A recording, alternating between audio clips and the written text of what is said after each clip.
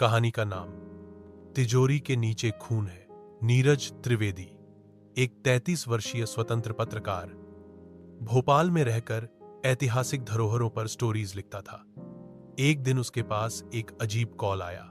अगर तुम में हिम्मत है तो झांसी के खंडेराव किले में छुपी तिजोरी को खोजो, वहां खजाना है और खून भी। नीरज पहले हंसा, पर कॉल कटने के बाद जो लोकेशन भेजी गई वो हिला देने वाली थी। एक प्राइवेट उपग्रह चित्र जिसमें खंडहर में एक तहखाने को रेड जोन से घेरा गया था। उसकी जिज्ञासा जागी। खंडेराव किला अब आधा गिर चुका था।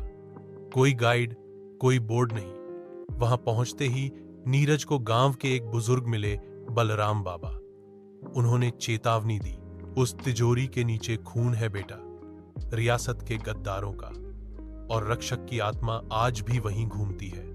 नीरज मुस्कुराकर बोला, मैं सिर्फ स्टोरी लिखने आया हूं। बाबा बोले, तिजोरी को सिर्फ वही खोल सकता है जिसने 3 निशान देखे हों। नीरज को बात मजाक लगी, लेकिन रात होते होते सब कुछ बदल गया।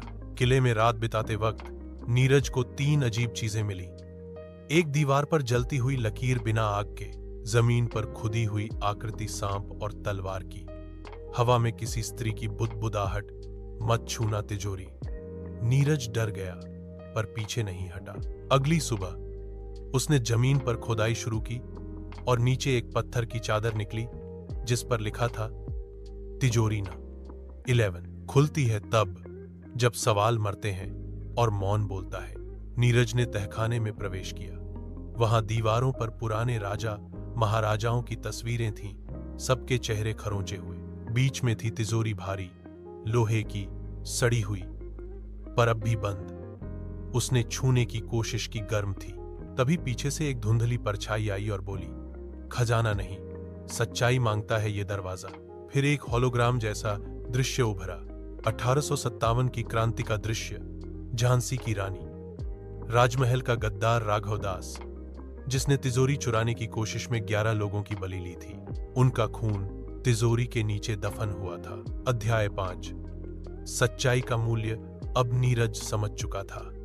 तिजोरी में खजाना नहीं, गद्दारी की निशानी और प्रायश्चित की आग थी। फिर उसे एक पुराना दस्तावेज मिला जिसमें लिखा था, जो भी ये तिजोरी खोले उसे सच्चाई को दुनिया के सामने लाना होगा, वरना वही उसका अंतिम कैदी बन जाएगा। नीरज ने हिम्मत करके तिजोरी खोली। भीतर था एक पुराना सिंहासन का टुकड़ा, कुछ सोने की मोहरें और एक खून से सना हुआ खत। उस खत में राघव दास ने लिखा था, मैंने रानी लक्ष्मीबाई को धोखा दिया। मेरी आत्मा इस तिजोरी में बंद है।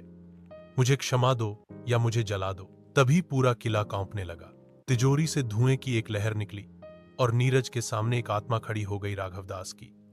क्या तुम मुझे क्षमा करोगे? क्या तुम इस सच को दुनिया तक ले जाओगे? नीरज कांप उठा, पर उसने हां में सिर हिलाया। तभी आत्मा मुस्कुराई और तिजोरी धमाके से बंद हो गई। एपिलॉग। सच का प्रकाश। नीरज ने सब कुछ रिकॉर्ड किया। उसने एक डॉक्यूमेंट्री बनाई, तिजोरी के नीचे खून है, जो वायरल हुई। सरकार ने खंडहर को राष्ट्रीय धरोहर घोषित किया।